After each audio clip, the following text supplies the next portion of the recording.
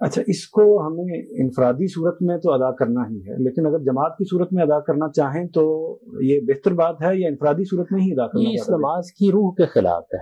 یعنی یہ نماز تو اصل میں فرد کا پروردگار کے ساتھ معاملہ ہے. یہ جتنی آپ تنہائی میں پڑھیں گے، جتنے الگ ہو کے پڑھیں گے، جتنے اکیلے میں پڑھیں گے، اتنی ہی زیادہ آپ کے لیے تزکیہ نفس کا باعث بنے گی. یعنی اس نماز میں ریا کے عنصر کو کم سے کم ہونا چاہیے، تاہم اس کی جماعت کرانا جائز ہے. رسالت مآب صلی اللہ علیہ وسلم کے زمانے میں یہ واقعہ پیش آ گیا تھا کہ آپ اپنے معتکف سے باہر آئے اور باہر آ کر آپ نے نماز پڑھنا شروع کی تو لوگوں نے پیچھے صف بندی کر لی، چنانچہ انہوں نے پیچھے نماز پڑھی. رسالت مآب صلی اللہ علیہ وسلم نے یہ نہیں کہا کہ اس کی جماعت نہیں ہو سکتی.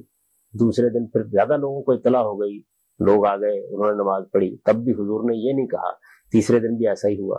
تو رسالت مآب صلی اللہ علیہ وسلم کے زمانے ہی میں یہ چیز مشروع ہو گئی تھی کہ اس کی جماعت بھی ہو سکتی ہے. لیکن وہ تو تراویح کی نماز تھی، وہ تہجدی کی نماز تھی. تہجدی کی نماز کو جب لوگوں نے رسالت مآب صلی اللہ علیہ وسلم کی اجازت سے عشاء کے بعد پڑھنا شروع کیا ہے تو اس کو بعد میں تراویح کا نام دیا گیا. یہ تراویح کا نام بہت بعد میں اس کو ملا ہے، کیونکہ چار رکعت کا کیا مطلب تھوڑا سا یہ ترویہ کی جمع ہے. یعنی چار رکعتوں کے درمیان میں لوگ کچھ دیر کے لیے آرام کرنے کے لیے بیٹھتے ہیں، اس کو ترویہ کہتے ہیں عربی زبان میں. اس سے یہ لفظ تراویح بن گیا. ورنہ آپ حدیث کی کتابیں دیکھیں تو صلاۃ اللیل، قیام اللیل انہی الفاظ سے تعبیر کیا جاتا ہے. یہ تہجد کی نماز ہے. تہجد کی نماز ہے جس کو لوگوں نے حضور کی اجازت سے عشاء کے بعد پڑھنا شروع کیا. پھر سیدنا عمر رضی اللہ عنہ کے زمانے میں ایک امام کے تحت پڑھنا شروع کر دیا.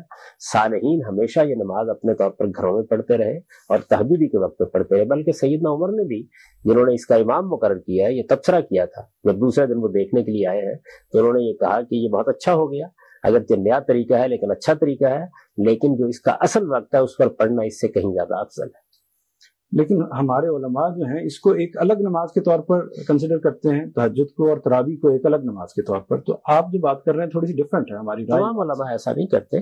یعنی بہت سے علماء کا یہ نقطہ نظر ہے. میں جہاں تک تحقیق کر سکا ہوں میرے نزدیک ان اہل علم کا نقطہ نظر ہی صحیح ہے جو اس کو تہجد کی نماز سمجھتے ہیں. یہ تہجدی کی نماز ہے. رسالت مآب صلی اللہ علیہ وسلم نے اسی وقت اس کو پڑھا. تراویح کوئی الگ نماز نہیں ہے. تہجد کی نماز جب آپ عشاء کے بعد پڑھتے ہیں تو تراویح کہہ لیا جاتا ہے.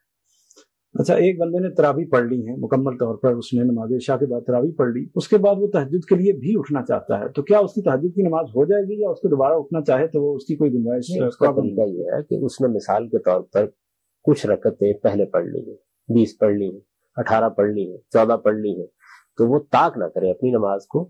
یعنی جو بعد میں وتر پڑھے جاتے ہیں وہ نہ پڑھے. جی، وتر اصل میں کیا ہے، وہ طاق کر رہا ہے نماز کو، تو طاق نہ کرے اپنی نماز کو. اس کے بعد وہ جس طرح سے اٹھے گا، اٹھ کر جتنی رکعتیں پڑھنا چاہتا ہے پڑھ کے پھر طاق کر لے. ساری رات ہی اس کی نماز میں گزر گئی.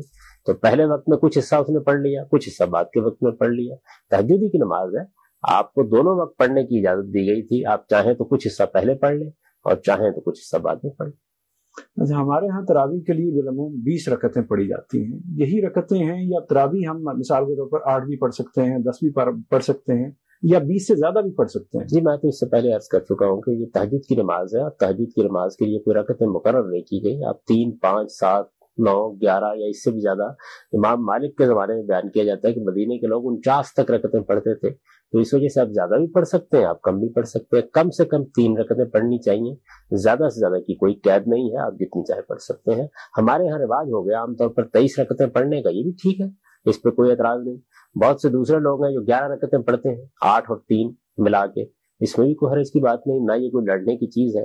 اس کی رکعتوں کی کوئی تعداد مقرر نہیں کی گئی. رسالت مآب صلی اللہ علیہ وسلم کے بارے میں البتہ یہ حدیثوں میں آیا ہے کہ آپ نے کبھی 11 سے زیادہ رکعتیں نہیں پڑھی. تو اس صورت میں تو پھر ہمیں نبی صلی اللہ علیہ وسلم کی پیروی کرتے ہوئے 11 سے اس کو اوپر نہیں لے کے جانا چاہیے. نہیں، دیکھیے بات یہ ہے کہ صحابہ کرام نے کیونکہ اس کی 20 سے زیادہ رکعتیں بھی پڑھی ہیں اور وہ روایتوں میں بیان ہو گئی ہے، اس وجہ سے ان کے بارے میں یہ تصور نہیں کیا جا سکتا کہ انہوں نے کسی بدعت کو اختیار کیا ہوگا. میرا گمان یہ ہے کہ جن لوگوں کو زیادہ قرآن یاد نہیں تھا انہوں نے پوچھا ہوگا کہ کیا ہم اس کی رکعتیں بڑھا سکتے ہیں، تو آپ نے اس کی اجازت دے دی. پھر کیونکہ متعین رکعتیں آپ نے بھی نہیں پڑھی، یعنی زیادہ سے زیادہ 11 پڑھی ہیں، آپ نے 5 بھی پڑھی ہیں، آپ نے 7 بھی پڑھی ہیں. اس سے یہ معلوم ہوا کہ اس کی رکعتیں کم و بیش ہو سکتی ہیں.